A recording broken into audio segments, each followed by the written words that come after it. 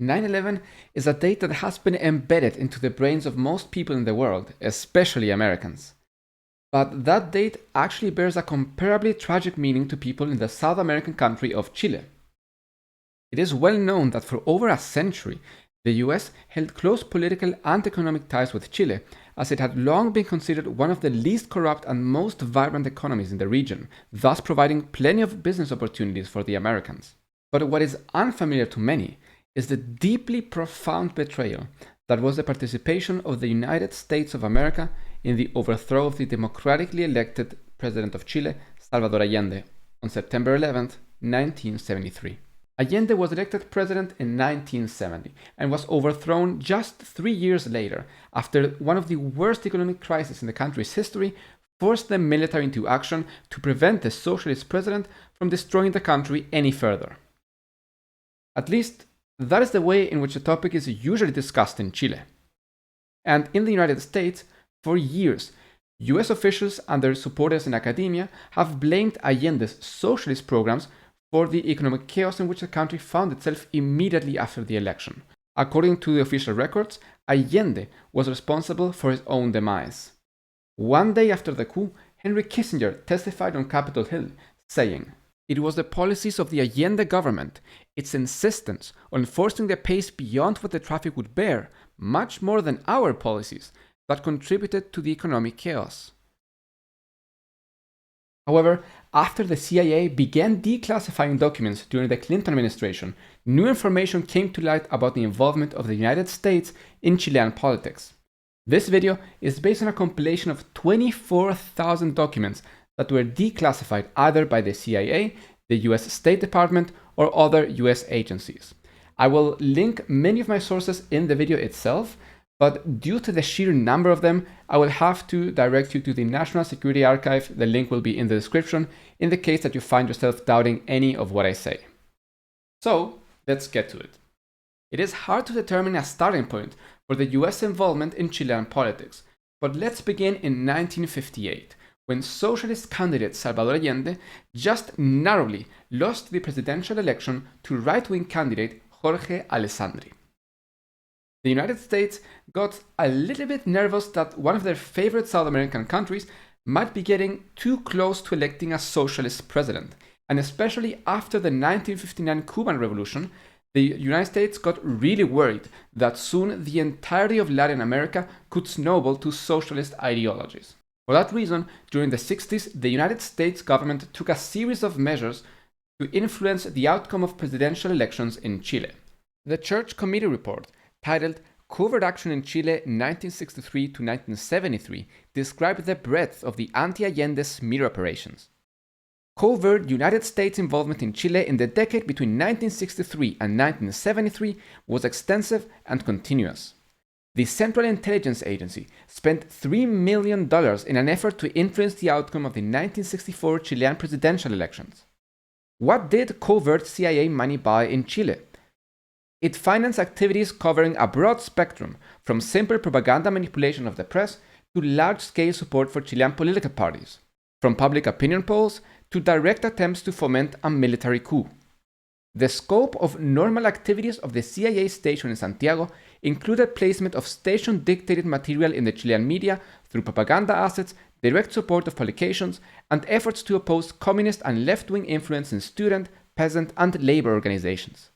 The most extensive covert action activity in Chile was propaganda. The most common form of a propaganda project is simply the development of assets in media organizations who can place articles or be asked to write them. For example, one CIA project in Chile supported from 1 to 5 media assets during the 7 years it operated. Most of those assets worked for a major Santiago daily, which was the key to CIA propaganda efforts.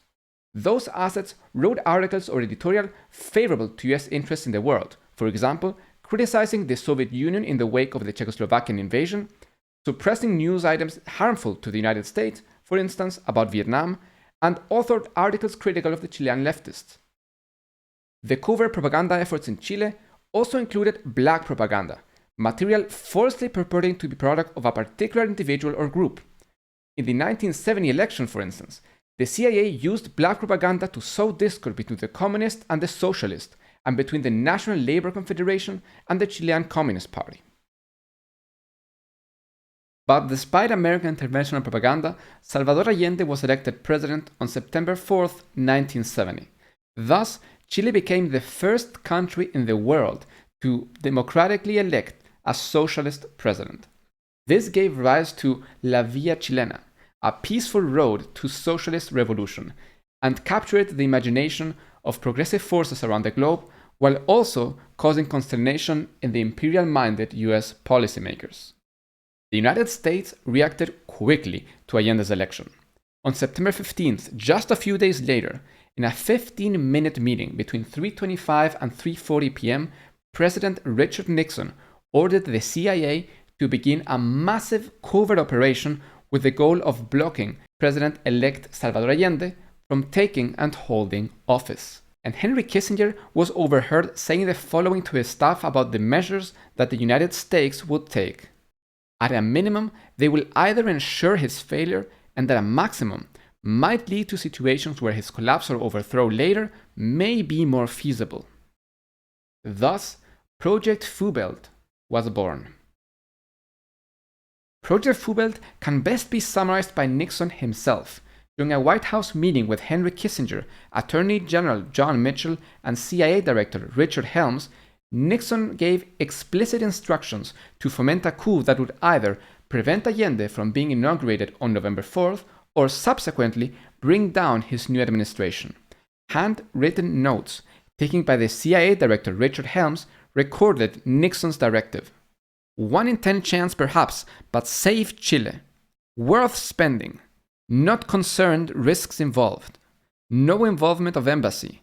10 million available, more if necessary. Full-time job, best men we have. Make economy scream. This summary is the first record of an American president ordering the overthrow of a democratically elected president. And not just any president, the president of one of the United States' closest allies. To accomplish their goal, the United States identified 2 tracks of action, which they creatively called Track 1 and Track 2. Track 1 was the most civilized of the two, at least as civilized as overthrowing foreign governments can be. The plan consisted on exploiting the Chilean parliamentary system.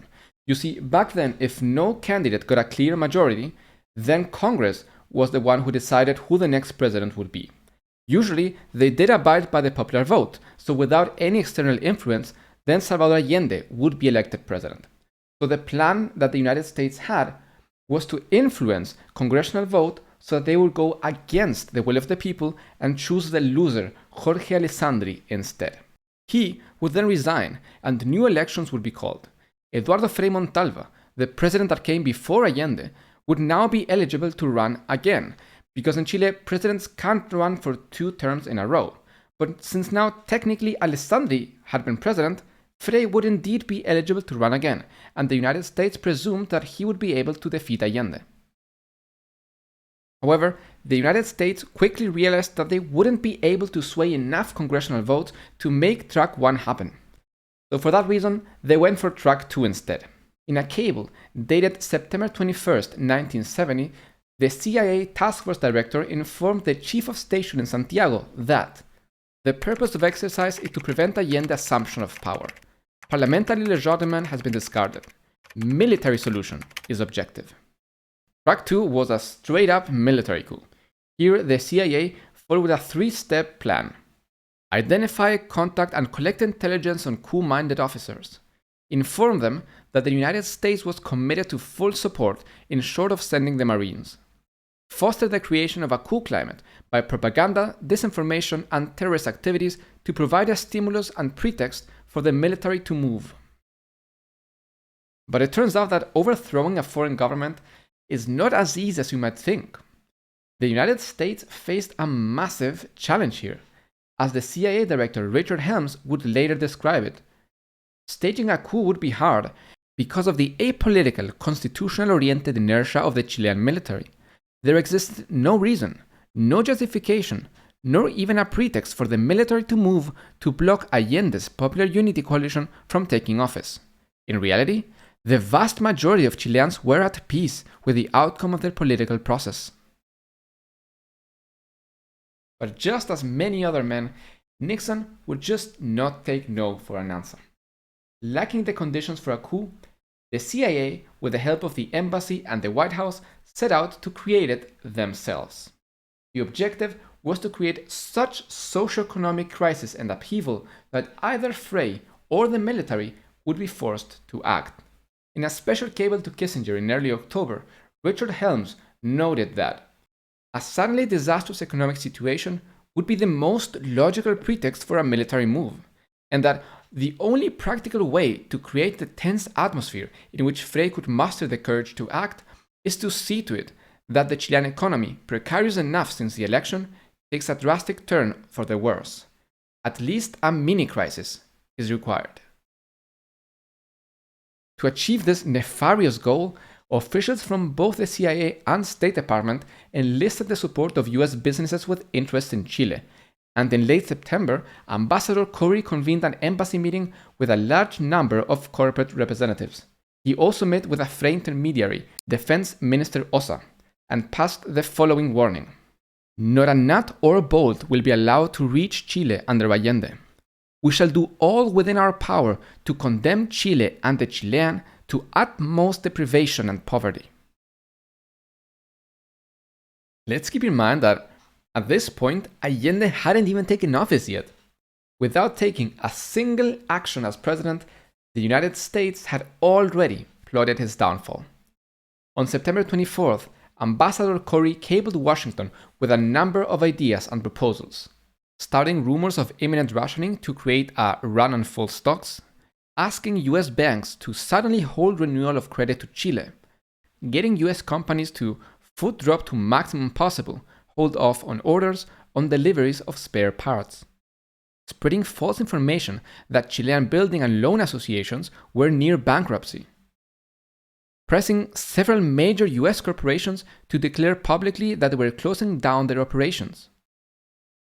Corey followed up on September 25th with an additional list of recommendations that included the following: putting pressure on the US mining giant Anaconda Copper to take a hard line on an ongoing miner strike, circulating propaganda that an Allende government would seek to block technical and managerial talent from leaving Chile, thus spurring an exodus of such personnel now, pressuring Ford Motor Company to pull out of Chile and the Bank of America to close its doors, which in Corey's opinion would provide a sharp blow to Chilean banking circles and dry up one source of credit.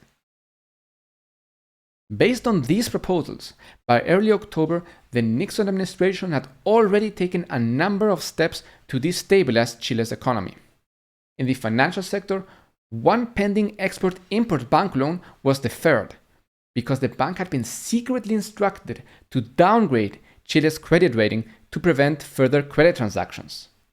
Also, a major loan for cattle farming was delayed, and instructions were given so that any new inter-American bank loans would be deferred, and the Bank of America agreed to restrict additional credit lines. These were just some of the measures that were taken. The CIA knew, however, that they also needed to destroy the country politically. For that reason, they accelerated their organizations and assets inside Chile. Their efforts were intended to isolate Allende's Popular Unity Coalition by financing and directing anti-Allende rallies and spreading propaganda through CIA-owned or supported newspapers, radio stations, and television assets. In addition, the station was also directed to conduct multiple black propaganda operations, which meant planting false but provocative information about Salvador Allende's political program in the press and inside the military. In early October, for example, the station was told to create and plant false intelligence reports about how the Chilean intelligence services would be reorganized along the Cuban or Soviet mold, thus creating the structure for a police state in Chile. But even despite all these efforts, time until Allende's inauguration was running out, and US officials were getting impatient by the lack of results. On October 6th, Kissinger pressed the CIA to instigate the coup, pointing out that there were only 18 days left and that some drastic action was called for to shock the Chilean into action. His pressure resulted in a sharply worded task force directive to the station in Chile the very next day. This cable, signed for emphasis by the DCI Richard Helms, ordered the station to sponsor a military move using all available assets and strategies to create the conditions necessary for a coup. Every hour counts. All other considerations are secondary. Contact the military and let them know that the United States government wants a military solution and that we will support them now and later. On October 7th, the station was directed to begin at once a rumor campaign based whenever possible on tangible peg, which will help create this coup climate. Suggest you assign false flag officers the task of getting out to bars and planning at least 3 rumors each day for the next 10 days. In another, far more sinister cable, dated the same day, the CIA ordered to consider instigating terrorist activities in Chile. Unfortunately, most of the CIA documents detailing the connection between the United States government and terrorist attacks in Chile are heavily redacted. They do contain, however, enough information to know that these activities were indeed a part of the CIA's plan to create a coup climate in Chile. For example, the task force daily logs and also the church committee report showed that the agency was monitoring and even providing funding for a neo-fascist terrorist group called Patria y Libertad. Once the United States could cause enough chaos in the country, the next step was to contact retired Army General Roberto Vio. The CIA needed to assess whether Vio could be induced to take action that would then provoke a communist reaction, which would then provoke the military to intervene. During their meeting, it was reported that Vio estimated over 10,000 casualties in the Santiago area before leftist mobs are put down. The US, however, still had a major obstacle in their plan, because Chilean Commander-in-Chief General Schneider held a doctrine of non-intervention in Chilean politics and constituted the main barrier for any plan for the military to take over the government. The CIA worried that General Schneider could divide the military and thus make any successful military coup impossible. What does Vio plan to do to neutralize the high command? What is to keep Schneider from making statements in the early hours which will freeze those military leaders that might otherwise join Vio? In face of this problem, the solution was to kidnap him. On paper, the plan to kidnap Schneider appeared to potentially kill numerous birds with one stone. It removed the most powerful opponent of a golpe from the top military post. That post would then be filled with a military figure sympathetic to a coup. The kidnapping would be blamed on leftists, undermining Allende's integrity. The ensuing public outrage would create the coup climate and the justification that the CIA had been seeking for a military takeover. The only problem was whether Vio could actually pull off the kidnapping and the military coup. And this entire thing was clearly a priority for President Richard Nixon. On October 15th at 12:54 p.m., in a meeting in the Oval Office, Corey heard Nixon say, "That son of a bitch, that son of a bitch, that son of a bitch Allende, we are going to smash him." A full plan led by retired Army General Vio, as well as by active General Valenzuela and in collaboration with Admiral Tirado, had taken shape. The plan would begin on October 19th, when General Schneider would attend an Army VIP party. According to Valenzuela, the plan would transpire in the following way. After arriving at the house, Schneider would be abducted. He would be taken to a waiting plane and flown to Argentina. Valenzuela would announce that Schneider had disappeared. The military would then blame the kidnapping on leftists and would institute a search for Schneider in all of Chile, using this search as a pretext to raid communist-controlled neighborhoods. The military command would be shuffled to put coup plotters in position of power. Frei would resign and leave Chile. A new military junta would be installed, headed by Admiral Hugo Tirado. The junta would then dissolve Congress. However, the October 19th kidnapping attempt failed. Schneider's police security detail was supposed to withdraw, allowing the kidnappers to act, but they didn't do so. And instead of leaving in his official Mercedes, Schneider took his personal car and, according to a cable station, the kidnappers got nervous due to inexperience. On October 20th, a military contact reported that a second kidnapping attempt was now underway. This time, Schneider would be intercepted leaving the Ministry of Defense during rush hour. But the kidnappers got stuck in traffic and lost sight of the car. So a third kidnapping attempt occurred on October 22nd at 8 a.m. This time, Schneider's car was struck by a jeep as he drove towards the Ministry of Defense. 5 individuals then got down, surrounded his vehicle, and broke down his windows using a sledgehammer. Allegedly, Schneider attempted to reach for his gun, so he was self-defensed 3 times at close range. Despite open-heart emergency surgery, he died in the morning of October 25th, 1970. After briefing DCI Richard Helms, the task force sent back a cable of commendation. The station has done an excellent job of guiding Chile to a point today where a military solution is at least an option for them. Those involved are commended for accomplishing this under extremely difficult and delicate circumstances.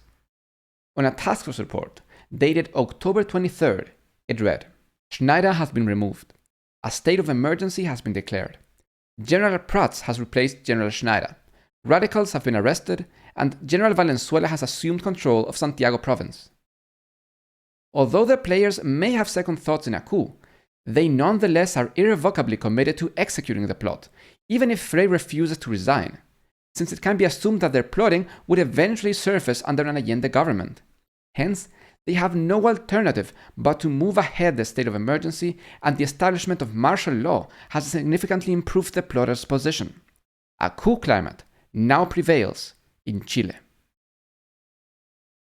Because only a handful of high US officials and CIA operatives knew that the assassination had been set in motion by an explicit presidential direction, the State Department, who at the time did not know about this, recommended to Kissinger that Nixon send a condolence message to Chile's outgoing president, Eduardo Frei.